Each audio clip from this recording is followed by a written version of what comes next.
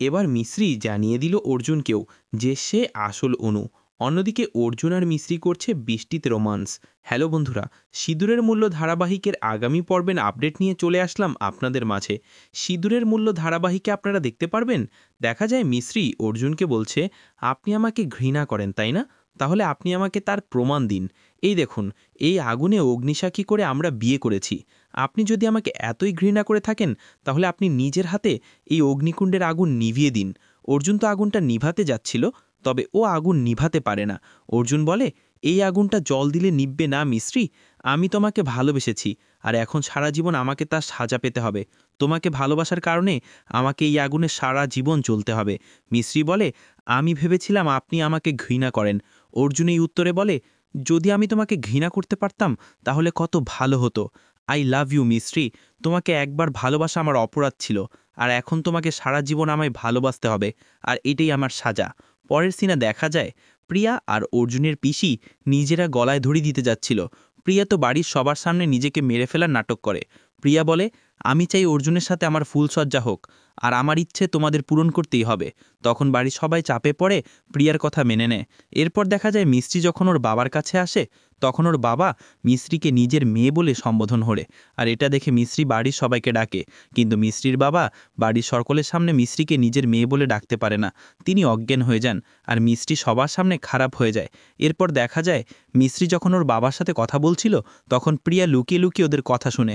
আর প্রিয়া জেনে যায় মিস্ত্রি জানতে পেরেছে ও আসলে এই বাড়ির আসল অনু। প্রিয়া তো এটা দেখে অবাক হয়ে যায়, ও তো বুঝতে পারে না ও এখন কি করবে। পরের সিনে দেখা যায় প্রিয়া অর্জুনের সাথে ফুলসজ্জা করবে বলে দুধের মধ্যে কিছু একটা মিশিয়ে কাজের লোককে দিয়ে দেয় অর্জুনকে খাওয়ানোর জন্য। প্রিয়া নিজে নিজে বলে, যে করেই হোক আজকের রাতটা আমাকে অর্জুনের সাথে কাটাতেই হবে, তাহলে আমি এই বাড়িতে থাকার পাকাপাকি ব্যবস্থা করে ফেলতে পারবো, আর অর্জুনও সারা জীবনের জন্য আমার হবে। যদি মিস্ত্রি সবাইকে সব কিছু বলেও দেয়, তারপরেও আমার কিছুই হবে না। এরপর যখন প্রিয়া অর্জুনের ঘরে আসে অর্জুনের সাথে ফুলসজ্জা করতে, তখনও দেখে সেইখানে অর্জুন নেই। তারপর দেখা যায় অর্জুন তো অনু, মানে আমাদের মিস্ত্রির সাথে রয়েছে। মিস্ত্রি প্রিয়াকে বলে, তোর কি মনে হলো তুই এত সহজে অর্জুনকে পেয়ে যাবি? অর্জুন আমাকে ৩-৩বার সিঁদুর পরিয়ে বিয়ে করেছে, আর একজন স্ত্রীর কাছ থেকে তার স্বামীকে তুই কখনই কেড়ে নিতে পারবি না।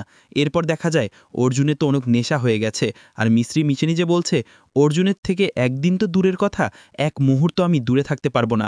আর আজ এই কথাটা আমি প্রিয়াকে খুব ভালো মতো বুঝিয়ে দেব। এদিকে দেখা যায় প্রিয়া তো রেগে মিস্ত্রিকে বন্দুক দিয়ে মারতে যায়, তবে মিস্ত্রি তো ততক্ষণে লুকিয়ে পড়েছে অর্জুনকে নিয়ে। আর প্রিয়া মিস্ত্রি আর অর্জুনকে চারিদিকে খুঁজছিল। এরপর দেখা যায় সেখানে বৃষ্টি শুরু হয়ে যায়, আর মিস্ত্রি যখন অর্জুনকে নিয়ে ঘরে যেতে চাইছিল, তখন অর্জুন বলে, মিস্ত্রি বৃষ্টি আসে বৃষ্টিতে ভেজার জন্য, বৃষ্টির থেকে পালানোর জন্য নয়। তারপর অর্জুন আর মিস্ত্রি বৃষ্টিতে ভেজে অর্জুন মিস্ত্রিকে জড়িয়ে ধরে। আর এদিকে প্রিয়া তো অর্জুন আর মিস্ত্রি কাউকে খুঁজে পায় না, ও তো প্রচণ্ড রেগেছিল। এরপর প্রিয়া দেখতে পায় অর্জুন আর মিস্ত্রি ছাদে রয়েছে।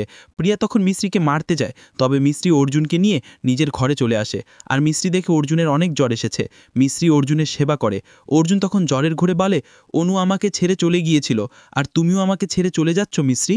মিস্ত্রি তখন অর্জুনকে সব সত্যিটা বলে দেয়। মিস্ত্রি বলে, অর্জুন আমি আসলে আপনার অনু। আর এখানেই শেষ হয়ে যায় আজকের পর্বটি। তো বন্ধুরা, আপনাদের কি মনে হয় অর্জুন কি মিস্ত্রির কথা বিশ্বাস করবে? সেটা আমাকে কমেন্ট করে অবশ্যই জানাবেন। তাহলে দেখা হচ্ছে পরের ভিডিওতে। ততক্ষণ ভালো থাকবেন, সুস্থ থাকবেন, টাটা।